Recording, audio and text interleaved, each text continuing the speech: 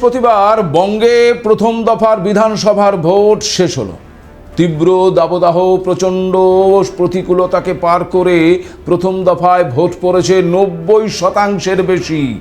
SIR পর পশ্চিমবঙ্গে প্রথম নির্বাচনে রেকর্ড সংখ্যক ভোটদান বলা যায়। শুধু তাই নয়, 2011 থেকে 2024 পর্যন্ত এই প্রথম দফার ভোটদান একটা রেকর্ড। তবে আবহাওয়ার প্রতিকূলতা আর ভোট দিতে গিয়ে অসুস্থ হয়ে রীতিমতো প্রাণ হারিয়েছেন আবার কয়েকজন। কিন্তু প্রশ্ন হচ্ছে যে ভোট তো শেষ হলো, মানুষের মতামত ইভিএমে বন্দী হলো, কিন্তু সত্যিই কি এই ভোট মানুষের মুক্ত ইচ্ছার প্রতিফলন, নাকি সারাদিনের সংঘর্ষ, অভিযোগ আর অস্বস্তির মাঝেই চাপা পড়ে গেছে সেই ইচ্ছেটা? যে রাজ্যে ভোটকে উৎসব বলা হয় সেখানে কেন একের পর এক মারধর, রক্তপাত? তবে ভোটদানের হার 2024 সালের তুলনায় 12% বেশি, কিন্তু অতিমাত্রায় ভোট বিরোধীদের দিকে যাওয়ার একটা ট্রেন্ড লক্ষ্য করা যায়। বাংলার ক্ষেত্রে কি সেটা প্রযোজ্য? কারণ মমতা বন্দ্যোপাধ্যায়ের দিকে এর আগে আমরা অতিমাত্রায় ভোট জিতে দেখেছি, কিন্তু কেন এমনটা ঘটে? 2026-এর নির্বাচনেও এসআইআর বিরোধিতা, কমিশনের পাশাপাশি কেন্দ্রের বিরোধিতা কি মমতা বন্দ্যোপাধ্যায়কেই শাসকের থেকে বেশি বিরোধী করে তুলেছে? শাসক কে আর বিরোধী বা কে? এই লড়াই কি সত্যি এতটা পরিষ্কার, নাকি বাংলার রাজনীতিতে সেই সীমারেখাই আজ বদলে যাচ্ছে? আর সবচেয়ে বড় প্রশ্ন, আজকের এই ভোট কি শুধুমাত্র সরকার বেছে নেওয়ার প্রক্রিয়া, নাকি এর মধ্যে লুকিয়ে আছে আরও কোনো বড় রাজনৈতিক বার্তাও?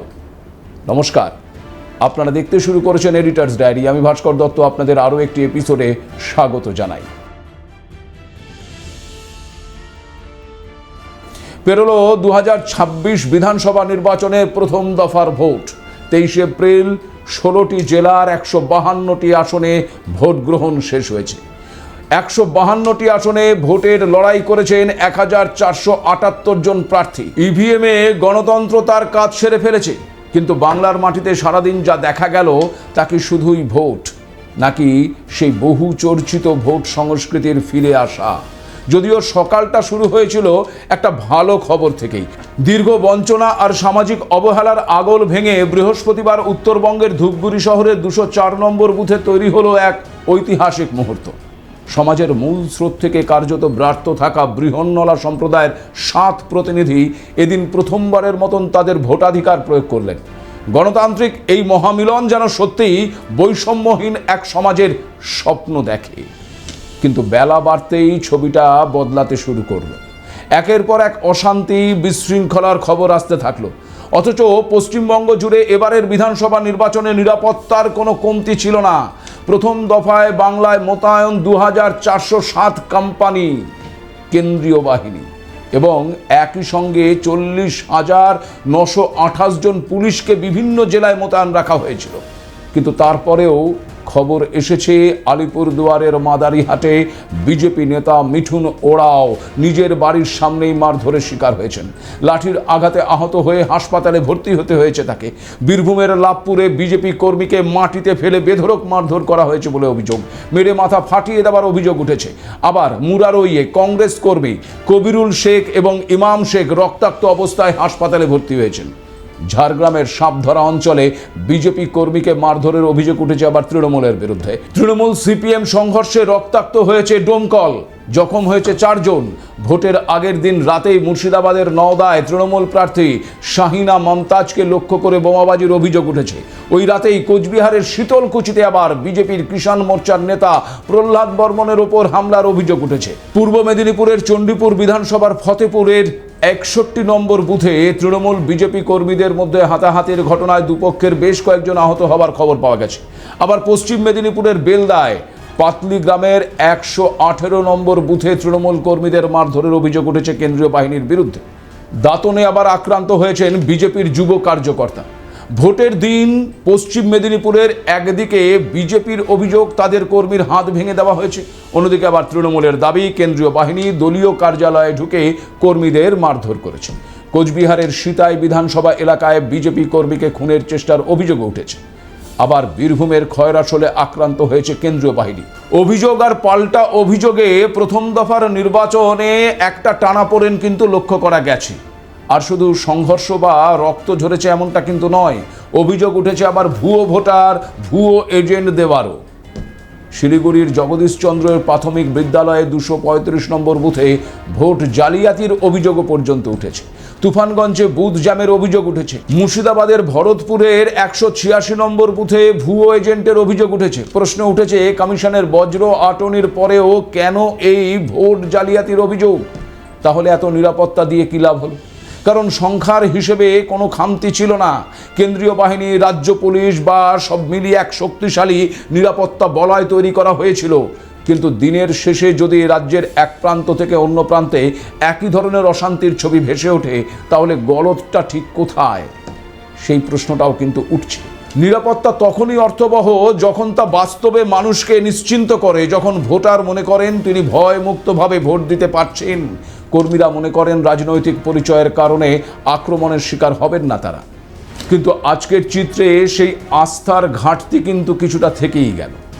অভিযোগ পাল্টা অভিযোগের এই চক্র দেখিয়ে দিচ্ছে যে সংঘর্ষ যেন এখন এক ব্যতিক্রম নয়, বরং তা এক প্রকার অভ্যাসে পরিণত হয়ে গেছে। আর এখানেই সবচেয়ে বড় সংকট।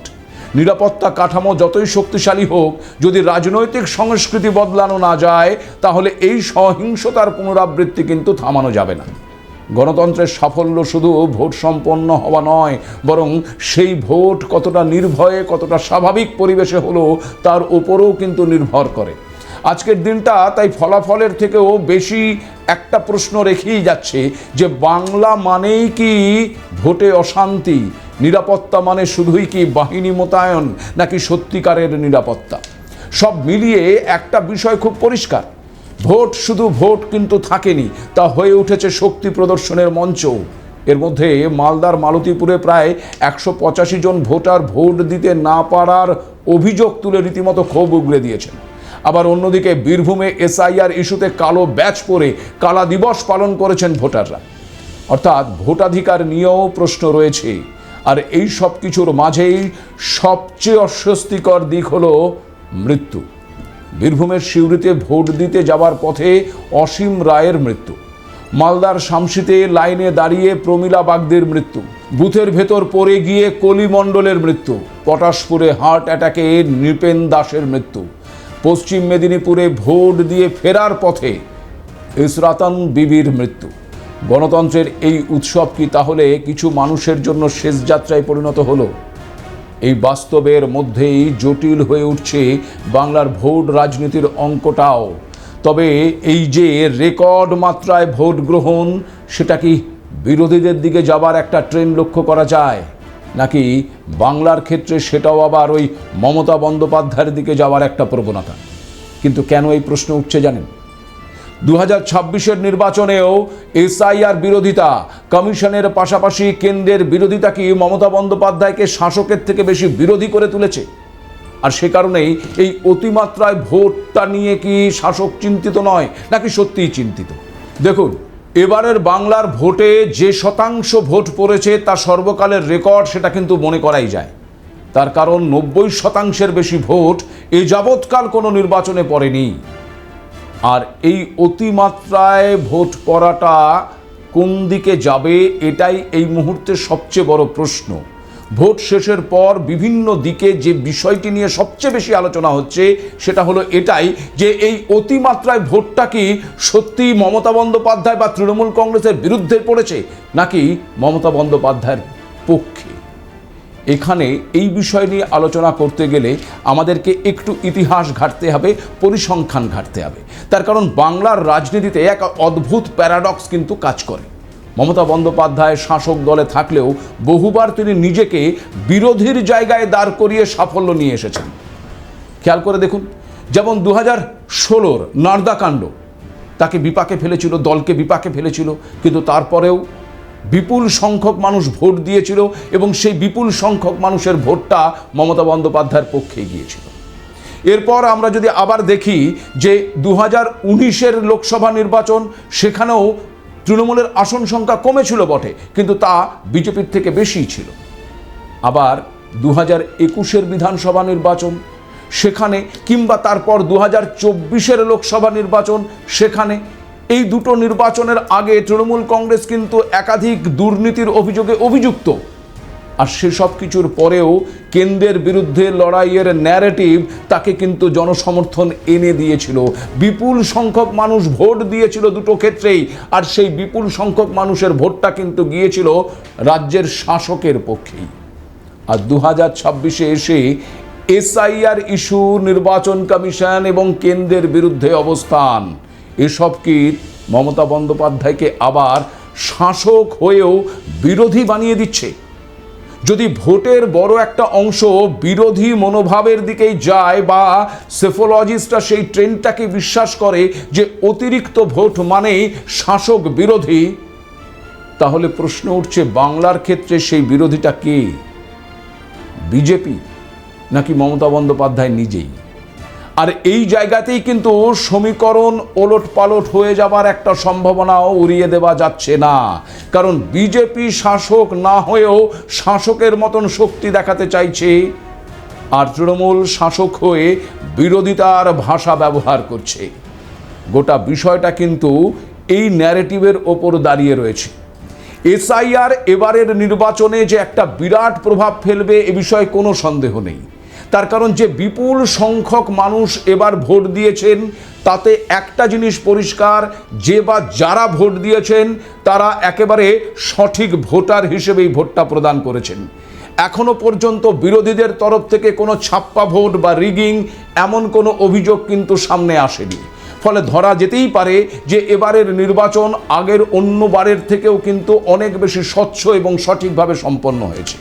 দু একটা বিচ্ছিন্ন ঘটনা অবশ্যই ঘটেছে, যা আমি একেবারেই প্রথম দিকে বললাম আপনাদেরকে, কিন্তু তথাপি বাংলার প্রথম দফার ভোট শেষ হয়েছে কোনো রকম খুন ছাড়া, রাজনৈতিক খুন ছাড়া। যে মৃত্যুগুলো হয়েছে সেই মৃত্যুগুলো অস্বাভাবিক মৃত্যু বা শারীরিক অক্ষমতার কারণে কিংবা আবহাওয়ার কারণে মৃত্যু, কিন্তু রাজনৈতিক খুন এবারের ভোটে এখনো পর্যন্ত কিন্তু হয়নি। সেখান থেকে একটি প্রশ্ন উঠতে পারে, তাহলে কি ধীরে ধীরে বাংলার ভোট সংস্কৃতি বদলাচ্ছে? আবার এই প্রশ্নটাও উঠছে যে এবারে যে আবহে এই নির্বাচন সংগঠিত হয়েছে, যা আমি একটু আগেই বলছিলাম যে এসআইআর এবারের নির্বাচন একটা বিরাট বড় ফ্যাক্টর, এবং তার কারণে একটা বিরাট সংখ্যক মানুষের নাম ভোটার তালিকা থেকে বাদ গেছে। ফলে যে মার্জিনটা ছিল সেই মার্জিনটা কিন্তু কমে এসেছে।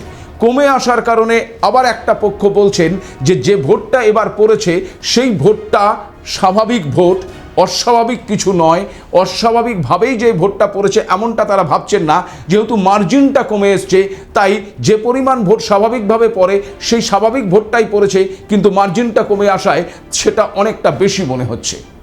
কোনটা ঠিক কোনটা বেঠিক তা অবশ্য আমাদের জানতে অপেক্ষা করতে হবে আরও বেশ কিছুটা দিন। তার কারণ একেবারে চূড়ান্ত ফলাফলেই এর আসল তথ্যগুলো আমাদের সামনে বেরিয়ে আসবে, কিন্তু তার আগে পর্যন্ত আমাদের অপেক্ষা করতে হবে এবং এই চুলচেরা বিশ্লেষণগুলো চলতে থাকবে। খুব স্বাভাবিকভাবে যদি দেখা যায় যে পূর্বের যে নির্বাচনগুলো আমাদের রাজ্যে সংগঠিত হয়েছে এবং সেখানেও যে বিপুল পরিমাণ মানুষ ভোট প্রদান করেছে, সেই ভোট যদি রাজ্যের শাসকের দিকে গিয়ে থাকে, তাহলে 2026-এর বিধানসভা নির্বাচনে এই বিপুল সংখ্যক ভোট কি শাসকের দিকে যাচ্ছে, নাকি যে আবহে এবারের নির্বাচন সংগঠিত হয়েছে, যে সমস্ত ন্যারেটিভ বিরোধীদের তরফ থেকে বিশেষ করে বিজেপির তরফ থেকে তুলে ধরা হয়েছিল, সেই সমস্ত ন্যারেটিভের কারণে যে পাল্টানো দরকার স্লোগান তারা তুলে ধরেছিল, সেই জায়গায় দাঁড়িয়ে সত্যি মানুষের এই স্বতঃস্ফূর্ত ভোট শাসকের বিরুদ্ধে যাচ্ছে। কোনটা? সবটাই কিন্তু আবারও বলছি নির্ভর করছে একেবারে চূড়ান্ত ফলাফলের ওপর। এই মুহূর্তে সমস্ত ভোটারদের রায় ওই ইভিএম বন্দি হয়ে রয়েছে। ফলে ভোট গ্রহণের সামনের যে লড়াইটা শুধু দল বনাম দল নয়, বরং ন্যারেটিভ বনাম ন্যারেটিভ হয়ে দাঁড়াচ্ছে। মানুষ কোন ন্যারেটিভটাকে তাদের নিজের ন্যারেটিভ বলে মনে করছেন সেটাই হয়ে যাচ্ছে গুরুত্বপূর্ণ। বিরোধী বিজেপি যে ন্যারেটিভ মানুষের সামনে তুলে ধরেছে সেটা, নাকি রাজ্যের শাসক দল তৃণমূল কংগ্রেস বা তাদের অন্যতম নেত্রী মমতা বন্দ্যোপাধ্যায় কেন্দ্রের বিরুদ্ধে, এসআইআর এর বিরুদ্ধে, কিংবা কখনো কখনো নির্বাচন কমিশনের বিরুদ্ধে যে ন্যারেটিভ সামনে নিয়ে আসছেন সেটা মানুষের কাছে বেশি গ্রহণযোগ্য হচ্ছে? কোনটা বেশি গ্রহণযোগ্য? এই ন্যারেটিভ বনাম ন্যারেটিভের লড়াইয়ে শেষ পর্যন্ত কে বাজিমাত করছে সেটাই কিন্তু সবচেয়ে বড় বিষয় এই মুহূর্তে বলা যেতে পারে। সারাদিনের ঘটনাগুলো তাই শুধু বিচ্ছিন্ন খবর নয়, বরং একটা বড় ছবির অংশ বলা যায়, যেখানে একদিকে গণতন্ত্রের অংশগ্রহণ বাড়ছে, নতুন নতুন মানুষ ভোট দিয়েছে, অন্যদিকে ভয়, সহিংসতা, বঞ্চনার অভিযোগ সেই উৎসবকে আবার কিছুটা হলেও প্রশ্নের মুখে দাঁড় করাচ্ছে। আমরা আশা করব সেখান থেকে দাঁড়িয়ে যে দ্বিতীয় দফার নির্বাচনে যে সামান্য রক্তপাত প্রথম দফায় হয়েছে, দ্বিতীয় দফায় সেটাও পর্যন্ত হবে না। খুব স্বাভাবিকভাবেই এই আশা প্রত্যাশা আমরা রাখতে পারি, তার কারণ এবছর নির্বাচন কমিশন অভূতপূর্ব যে নিরাপত্তার ব্যবস্থা করেছে, সেই নিরাপত্তার ফাঁক গলে ছোটোখাটো দু একটা ঘটনা প্রথম দফায় অবশ্যই ঘটেছে, যেটা না ঘটলেই বরঞ্চ অনেক বেশি ভালো হতো, কিন্তু দ্বিতীয় দফায় আমরা সেটাও চাই না। আর সবচেয়ে বড় প্রশ্ন, বাংলার মানুষ যখন ভোট দেয় তারা কি সত্যিই শাসক বেছে নেয়, নাকি এমন একজনকে বেছে নেয় যাকে তারা নিজেদের বিরোধী কণ্ঠস্বর বলে মনে করছে? প্রথম দফার ভোট শেষ হয়ে গেছে, বলা যেতে পারে নির্বিঘ্নে শেষ হয়ে গেছে। মেশিনে বন্দী হয়ে গেছে মানুষের মতামত, কিন্তু সেই মতামতের আসল অর্থ কি তা বেরোবে শুধু ফলাফলে নয়, বরং এই প্রশ্নগুলোর উত্তরে। আর সেই উত্তর ঠিক করে দেবে 2026-এর কুর্সি ঠিক কার দখলে যাচ্ছে। আজ এ পর্যন্তই। নমস্কার।